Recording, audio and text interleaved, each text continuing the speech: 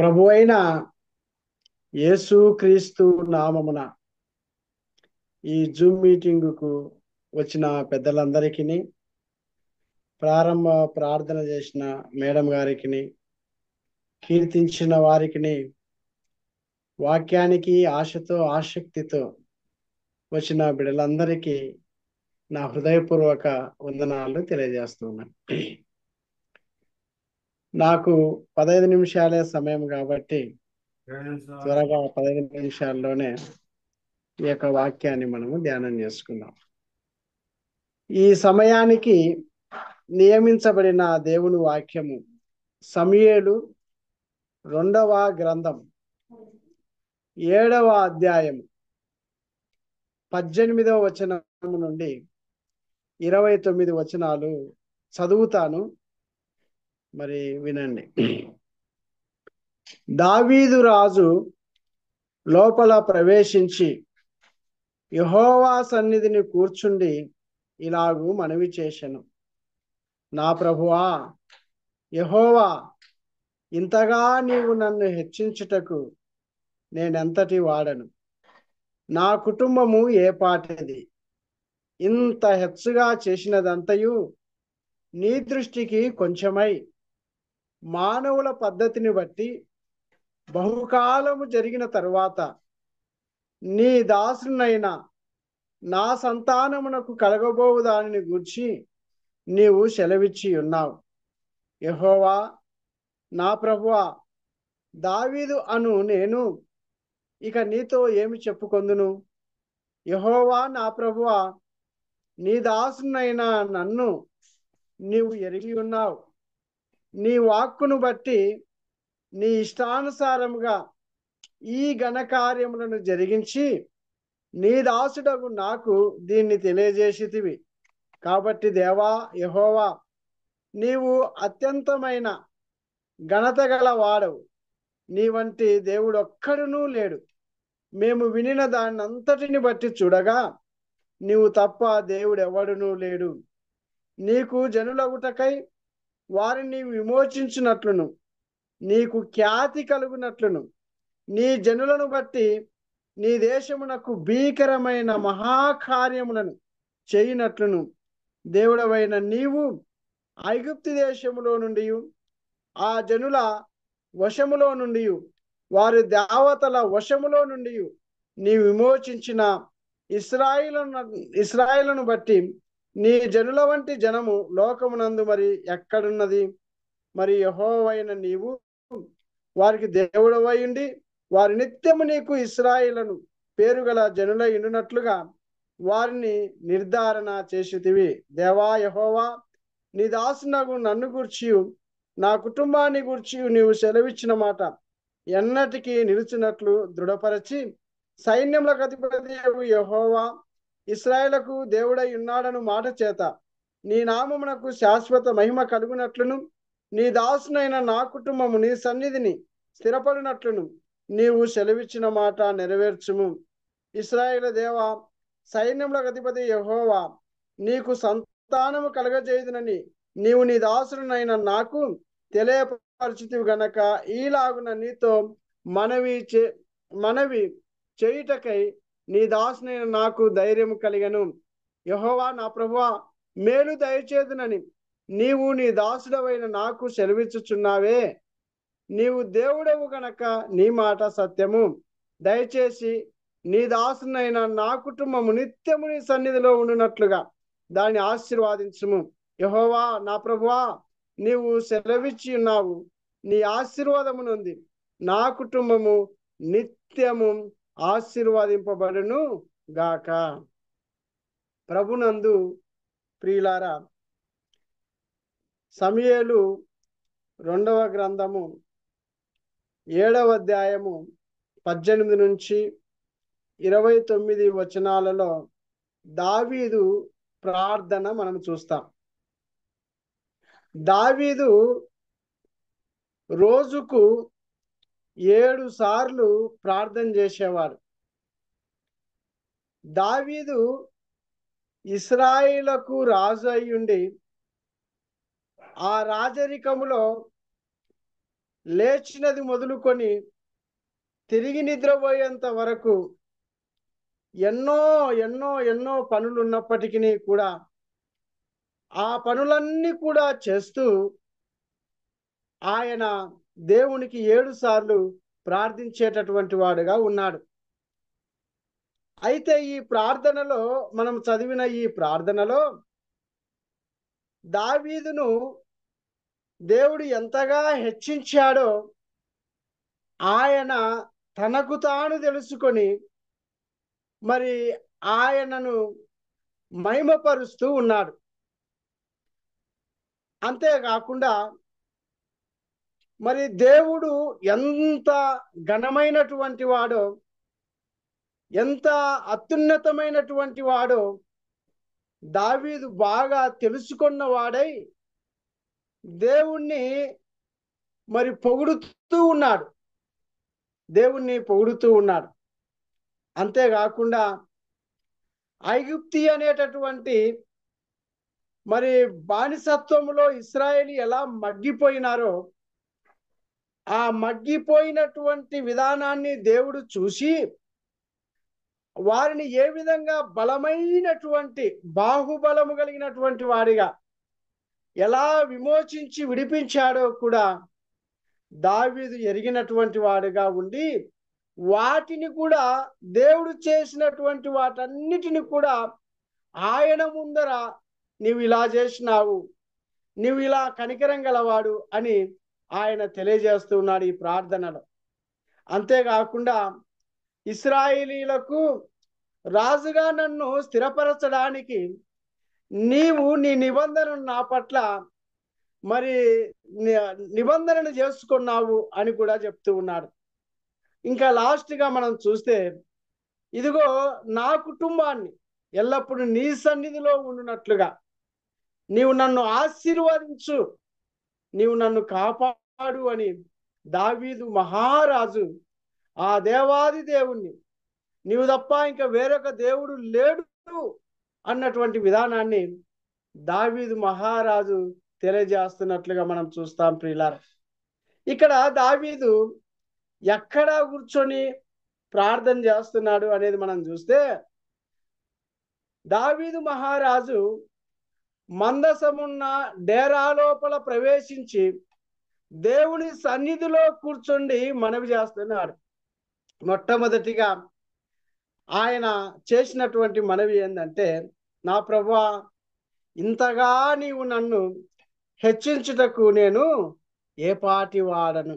అవును, తన యొక్క ఎనికిటి స్థితిని దావీదు గుర్తుపెట్టుకునే ఉన్నాడు. ఇంకా వెనకట స్థితిలో నేను ఎలా ఉన్నాను, నా పరిస్థితి ఏంది, ఇప్పుడు నా పరిస్థితి ఏంది, ఇంతగా నేను హెచ్చింపబడడానికి ఎవరు కారణం అనేది ఆయన గుర్తుపెట్టుకొని దేవుని ఎదుట ఆయన మనవి చేస్తూ ఉంటున్నాడు.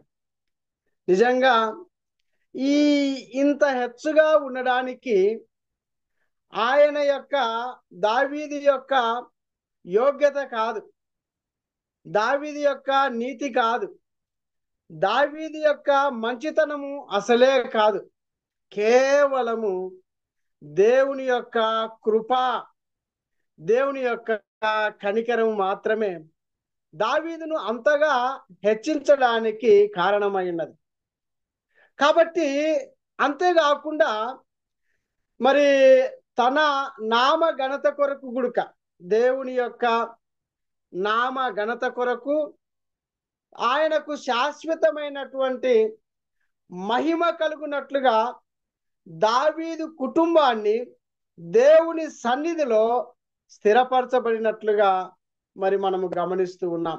దావీదు కూడా ఇది గమనించినాడు, అది దేవుడు నెరవేర్చినాడు.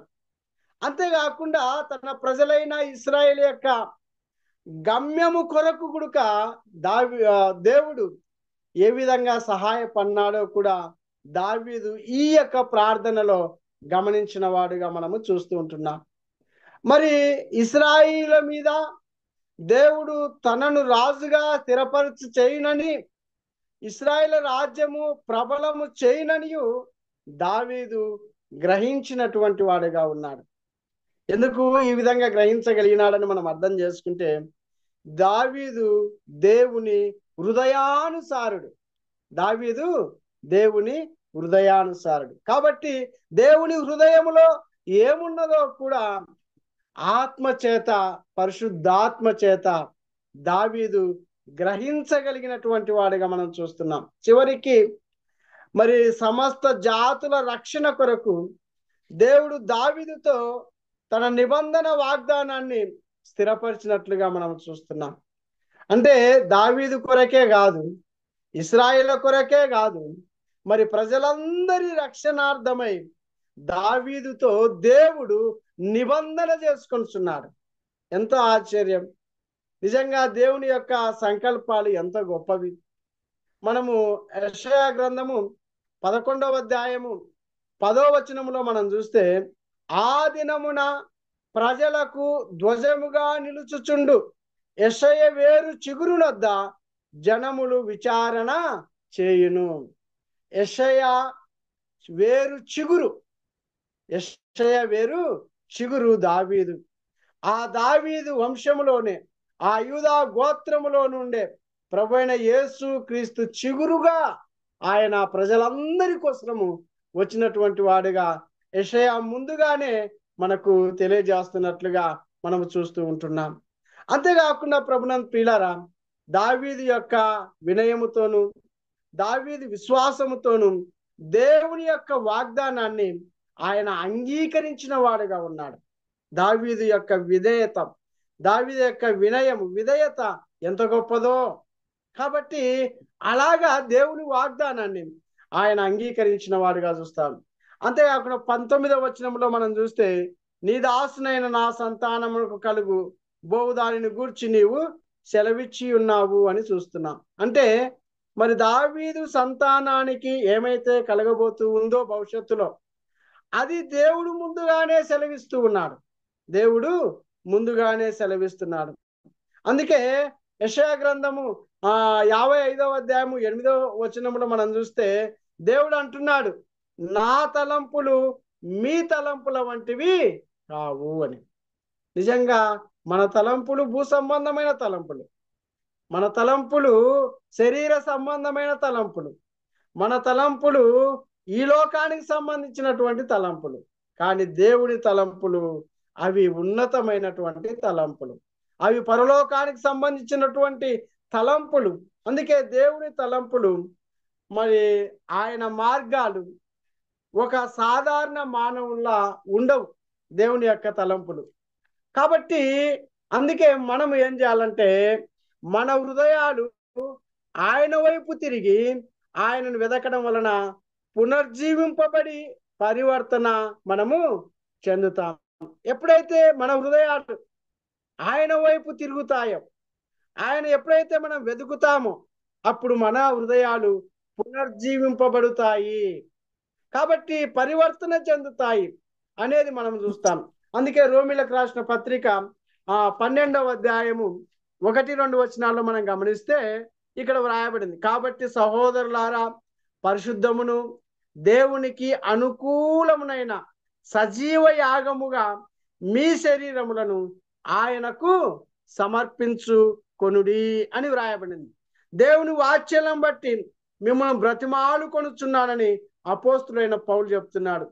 ఇంకా ఏం చెప్తున్నా అంటే, ఇట్టి సేవ మీకు యుక్తమై ఉన్నది. ఇంకా ఏం చెప్తున్నా అంటే, మీరు ఈ లోక మర్యాదను అనుసరింపక ఉత్తమమును అనుకూలమును దేవుని యొక్క చిత్తము, దేవుని సంపూర్ణమైన దేవుని చిత్తం ఏదో పరీక్షించి తెలుసుకొనున్నట్లు మీ మనసు నూతనమవటం వలన రూపాంతరము పొందుడి అంటున్నాడు. కాబట్టి ఈ లోక మర్యాదను మనం అనుసరింపకూడదు అని పౌలు కూడా చెప్తూ ఉన్నాడు. అందుకే మన హృదయాలు ఆయన వైపు ఎల్లప్పుడూ తిరుగుతూనే ఉండాలి, ఆయనను వెతుకుతూనే ఉండాలి.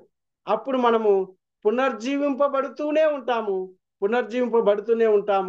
మన పరివర్తన రోజు రోజుకు మెరుగయ్యేటటువంటి పరిస్థితి ఉన్నది ప్రియులారా. కాబట్టి అప్పుడు మన ఆలోచనలు లేక మన మార్గాలు ఆయనవేనన్న నిశ్చయత మనము కలవారంగా ఉంటాం. అలాంటివి మనకు మొదలవుతూ ఉంటుంది. అంటే మన ప్రభువును పోలి జీవించాలని గొప్ప కోరిక ప్రభువైన యేసుక్రీస్తుకు ఉన్నది. మనం ఏమి చేసినా, మనము ఎవరినైతే సేవిస్తున్నామో అనగా ఆ దేవుణ్ణి సంతోష పెట్టాలనే నిశ్చయత కలిగి మనము ఉండాలి.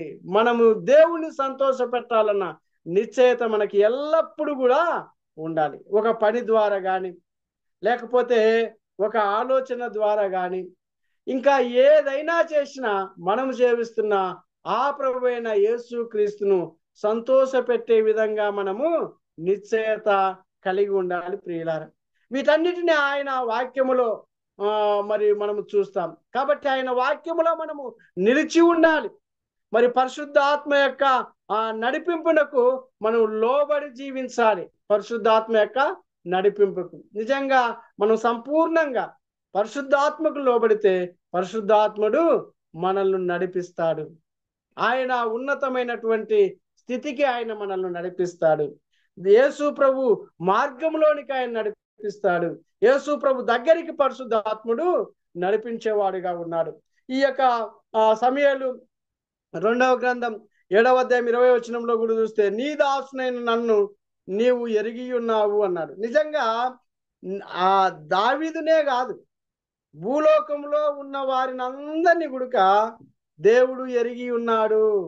నన్ను గురించి ఆయనకు తెలియదులే అని మనం అనుకోవడానికి వీలు లేదు. నన్ను గురించి నీకు తెలియకపోవచ్చు, నీ గురించి నాకు తెలియకపోవచ్చు, కానీ నీకు నాది నీది అన్ని గుడుక దేవునికి తెలిసినట్లుగా మనము చూస్తున్నాం.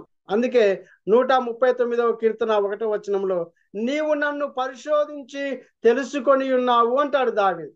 నిజంగా దావీదు ఎంత జ్ఞానవంతుడు, దావీదు ఎంత వివేకము గలవాడు.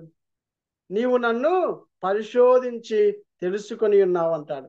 అంటే మనల గురించి ఆయనకు సంపూర్ణంగా అవగాహన ఉంది. దేవునికి ఆయన ఎల్లప్పుడూ మనతో ఉన్నాడు. ఆయన మనకు ఎదురయ్యే అన్ని పరిస్థితుల్లో కూడా ఆయన ఆలోచనలు మన వైపు గురిపెట్టుకొని ఉన్నవి అనేది మనకు తెలుస్తూ ఉన్నది. కాబట్టి ఆ దేవుడు అత్యంతమైన ఘనత గలవాడు. ఆయనే నిజమైన దేవుడు. ఎందుకంటే మన పరిస్థితులు ఆయన ఎరిగినవాడు కాబట్టి ఆయన దేవుడు. అది దావీదు గ్రహించిన వాడుగా ఆ విధంగా ఆయన ప్రార్థన చేస్తున్నాడు. నీ దాసునైన నన్ను నీవు ఎరిగి ఉన్నావు అని ప్రార్థన చేస్తున్నాడు. ఇలాగూ మనం గమనిస్తూ పోతే ఇంకా ద్వితీయోపదేశకాండం 3:24లో గుడుక మోసే అంటాడు, ఆకాశం అందే గాని భూమి అందే గాని నీవు చేయు క్రియలు చేయగల దేవుడెవడు? అంటే పైన ఆకాశంలో కింద భూమిలో దేవుడు చేసేటటువంటి క్రియలు ఎవడు కూడా చేయలేడు అని మోసే అంటున్నాడు. నీవు చూపు పరాక్రమము చూపగల దేవుడెవడు?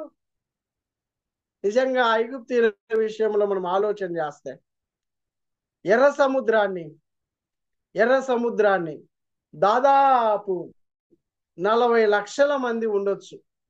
ఆ 40 లక్షల మందికి ఎర్ర సముద్రంలో ఒక బైపాస్ రోడ్ వేశాడు. ఎన్ని గంటలు? కొద్ది గంటల్లోనే వేసేసాడు. అది సాధ్యమా? అసలు ఒక చిన్న రోడ్డు వేయాలంటే దానికి ఎన్ని రోజులు పడుతుందో గవర్నమెంట్ వాళ్ళు ఇవ్వాలన్నా. కానీ దేవుడు ఒక్క దినములోనే మరి ఆ యొక్క ఎర్ర సముద్రంలో బైపాస్ రోడ్ వేశాడు. వాళ్ళు ఒకేసారి అక్కడికి వెళ్ళిపోయారు. చూశారా? కాబట్టి అందుకే ఈ యొక్క మోసే అంటాడు, ఆకాశం అందే గాని భూమి అందే గాని నీవు చేయు క్రియలను చేయగల దేవుడెవడు? నీవు చూపు పరాక్రమం చూపగల దేవుడెవడు? ఆ దేవుడే దావీదు దేవుడు. ఆ దేవుడే మన దేవుడు ప్రియులారా. కాబట్టి నీ విమోచించిన ఇశ్రాయేలును బట్టి నీ జనుల వంటి జనము లోకమందు మరి ఎక్కడ నున్నది అంటాడు దావీదు. నిజంగా మరి ఏ జనమునకును ఆయన ఇలాగూ చేసి ఉండలేదు. ఇప్పుడు నీ పట్ల నా పట్ల మనందరి పట్ల గుడుక ఎంత మేలు చేశాడో దేవుడు. మరి ఇశ్రాయేలును కాపాడిన దేవుడు యేసు ప్రభు ద్వారా మనల్ని కూడా ఆయన కాపాడుతూ ఉన్నాడు ప్రియులారా.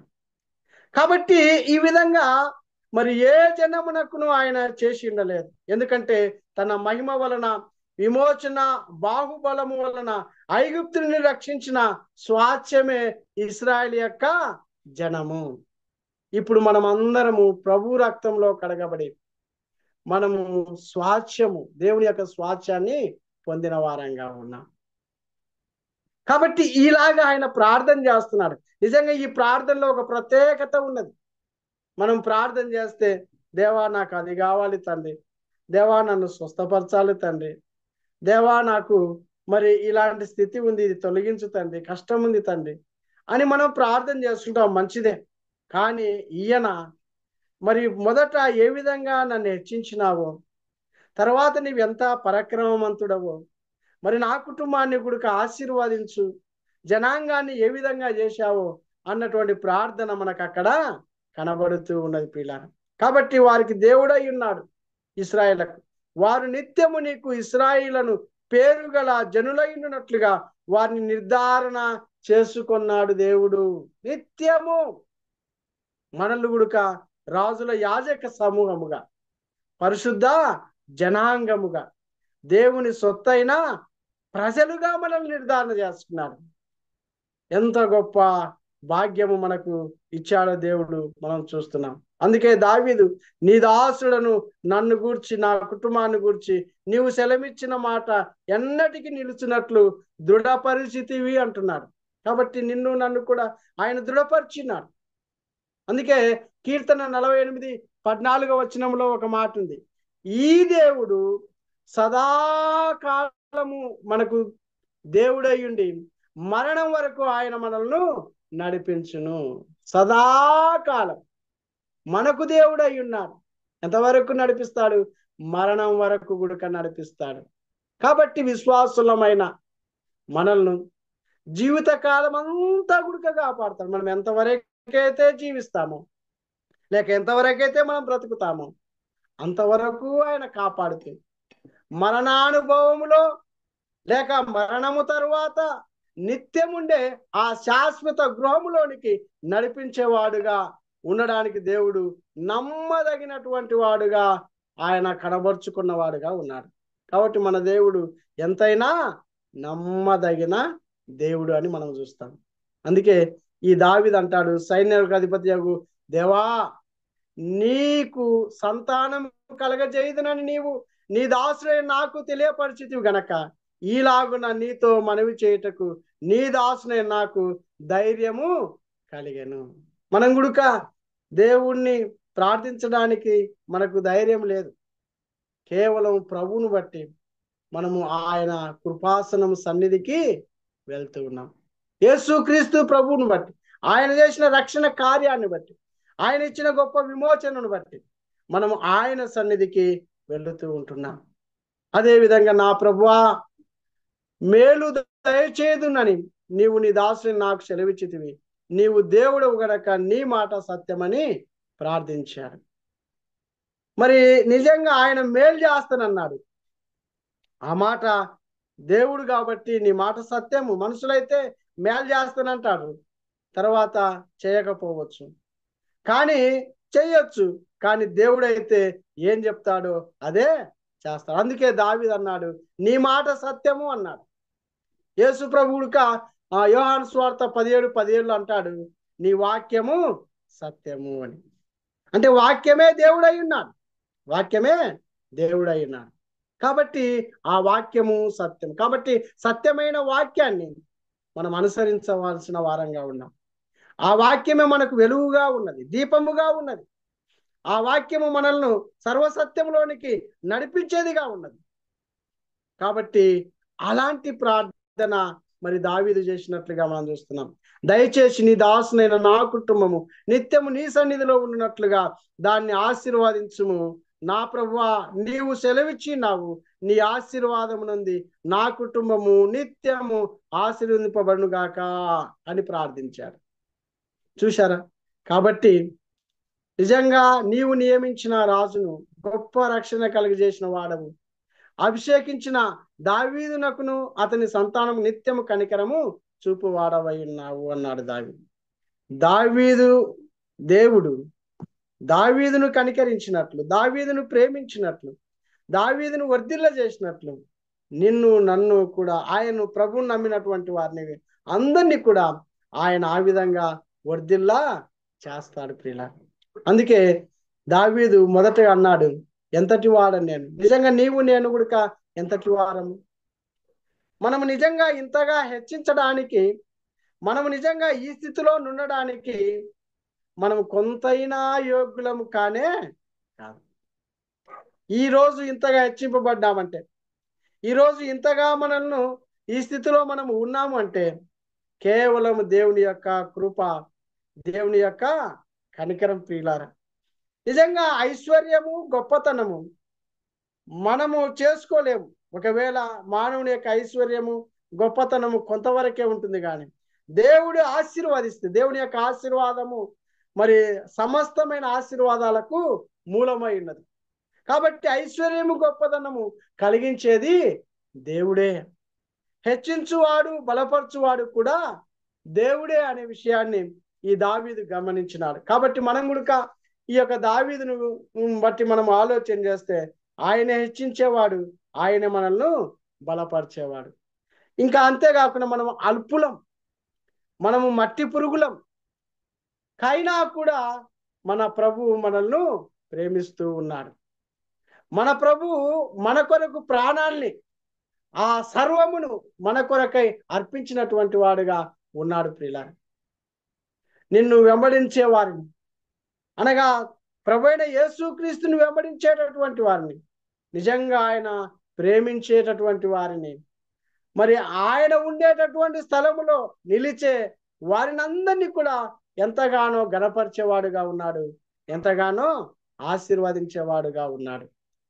అంతేకాకుండా శత్రువుల కంటే కూడా మన తలను పైకెత్తేటటువంటి వాడుగా కూడా ఉన్నాడు. కాబట్టి వినయము గల మనుషులను ఆయన వర్ధిల్ల చేసేవాడుగా కూడా ఉన్నాడు ప్రియులారా. అయితే ఇంకొకటి మనం గమనించాలి, గర్విష్ఠుల గర్వమును ఆయన అణిచివేస్తాడు. ఆయన గద్దె దింపేవాడుగా ఉన్నాడు. కాబట్టి ఆయనే మనకు ఆశ్రయ దుర్గము. మనమంతా ఆయన వారమై ఉన్నాము. మన శైలము, మన యొక్క కేడము, మనకున్నదంతా, మనకి ఇప్పుడు వరకు ఏదైతే ఉందో అదంతా కూడా ఆయనదే, ఆయనదే. దావీదు అలాంటి ప్రార్థన చేసిన వాడుగా మనం సమూయేలు గ్రంథంలో చూస్తాం. కాబట్టి మనం కూడా అలాంటి ప్రార్థన చేయాలి. మనము ప్రార్థించేటప్పుడు నిజంగా నన్ను ఇలాగా చేశావు, నిజంగా నేనెంతటి వాడను, మన పూర్వస్థితిని జ్ఞాపకం చేసుకోవాలి. నువ్వెంత గొప్పవాడవో, ఎంత ఉన్నతమైనటువంటి వాడవో ఆయన గురించి మనము మరి గణపరిచే వారంగా, ఆయనను పొగడేటటువంటి వారంగా మనం ఉండాలి. ఆయన ఏ విధంగా విమోచించినాడో, యేసు ప్రభు ద్వారా అందరికి ఏ విధంగా రక్షణను కలగజేసినాడో ఆ విషయాన్ని కూడా మనము ఆయన స్తుతించేటటువంటి, అంటే ఈ ప్రార్థనలో మరి ప్రార్థన ఉన్నది, మరి స్తుతులు ఉన్నవి, ఆయన గొప్పతనాన్ని గురించి ఆరాధన కూడా ఉన్నట్లు మనము ఈ అధ్యాయంలో మనము చూస్తాం. కాబట్టి ఈ విధంగా దావీదును ప్రేమించినట్లు నిన్ను నన్ను ప్రేమించినాడు, మరి దావీదును ఆశీర్వదించినట్లు నిన్ను నన్ను కూడా ఆయన ఆశీర్వదించినాడు. ప్రభునందు ప్రియులారా, ఇలాగ మనము ఆధ్యాత్మికంగా బలపడి ముందుకు సాగాలని మరి ఈ సమయం ఇచ్చిన మీకందరికి దేవునికి మీకందరికి నా హృదయపూర్వక వందనాలు తెలియజేస్తూ ఇంతటితో ముగిస్తాను. దేవుడి వాక్యాన్ని దీవించి ఆశీర్వదించును గాక. Amen, amen.